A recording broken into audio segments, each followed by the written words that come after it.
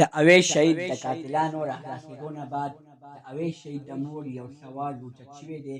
په هغه سوال کې د اویس شهید مور څه ویلي دي، که چېرې تاسو د دې پوره معلومات نه ځان خبرول غواړئ، اوسه پورې چا زموږ د چینل مقال نه وي سبسکرایب کړی، خو موږ زموږ د چینل مقال سبسکرایب کړئ، د تلې نشان ورڅخه مخه ووهئ چې زموږ هر یوه نوې معلوماتي ویډیو تاسو ته په اسانۍ سره میلاویږي. دوستانو، اویس د اسلامیه کالج پېښور سټوډنټ و او د ضلع چارسدي په منځني علاقه کې اوسېدو. د اویس شهید ګناه څه وه چې اویس شهید دومره بې دردۍ سره قتل کوو، او بیا د اویس شهید قاتلان د اویس شهید قتل هم مني چې او مونږه اویس شهید قتل کړی دی، او بیا د هغې نه بعد په پولیسو باندې یو الزام لګوي چې نه مونږه اویس نه دی قتل کړی، مونږه پولیسو ډېر زیات وهلي وو، ډېر زیات یې ټکولي وو، نو مونږ د هغې د وجې نه ومنله چې او مونږه اویس قتل کړی دی. دوستانو، دا قاتلان نه پولیسو وهلي دي نه یې ټکولي دي، دا دوی یو پلان ساستلی و. دوی په هغه پلان مطابق باندې وچلېدل او د دوی پلان کامیاب شو او دا قاتلان د جیل نه رها شول. دوستانو، جج هم په دغه وخت کې یو ډېره غلطه فیصله کړې ده. ډېره غلطه فیصله یې د دې د وجې نه کړې ده چې د اویس شهید هغه قاتلانو ګرفتار کړل کوم چې د اویس شهید رښتیا قاتلانو.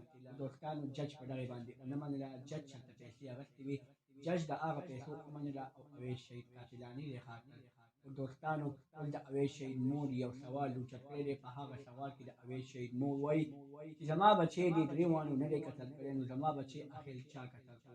مونږ ته خو پولیسو په هغه وخت کې ډېرې غټې غټې خبرې کولې چې ستاسو بچی به چې چا هم قتل کړی وي، ستاسو بچی زما بچی دی، چې چا هم قتل کړی وي زه به ورله په خپلو لاسو سزا ورکوم. نه ولا پولیسو سزا ورکړه، نه پولیسو هغه قاتلان ګرفتار کړل، کوم چې ګرفتار شوي وو ورته هغه پولیسو رها کړل. دوستانو، اویس شهید مور وایي چې زه نور هېڅ څه هم نه کوم، زه د خپل بچي لپاره یو داسې اواز اوچتولی شم زما بچي ته انصاف میلو شي، ځکه چې زما بچی ګوښ نه ورولی، زما بچی یو زما د وینې بچی او زما د زړه بچی و، خو چا ډېر بې دردۍ سره قتل کړو. زما د بچي نه سپینه ګناه نه توره ګناه، خو څه ظالمان راځي او زما بچي قتل کوي. زما د بچي قاتلان دا نه دي، نو زما د بچي قاتلان څوک دي؟ زما د بچي قاتلان دې ځل تر ځله ونیولی شي او ما ته دې مخامخ کړای شي. دوستانو، دا و د اویس شهید د مور نوی سوال. زموږ د ویډیو خوښه شوې وي زموږ د چینل مخه سبسکرایب کړئ، تلې نشان ورڅخه مخه ووهئ، زموږ هر یوه نوې معلوماتي ویډیو تاسو ته په اسانۍ سره میلاویږي. والسلام.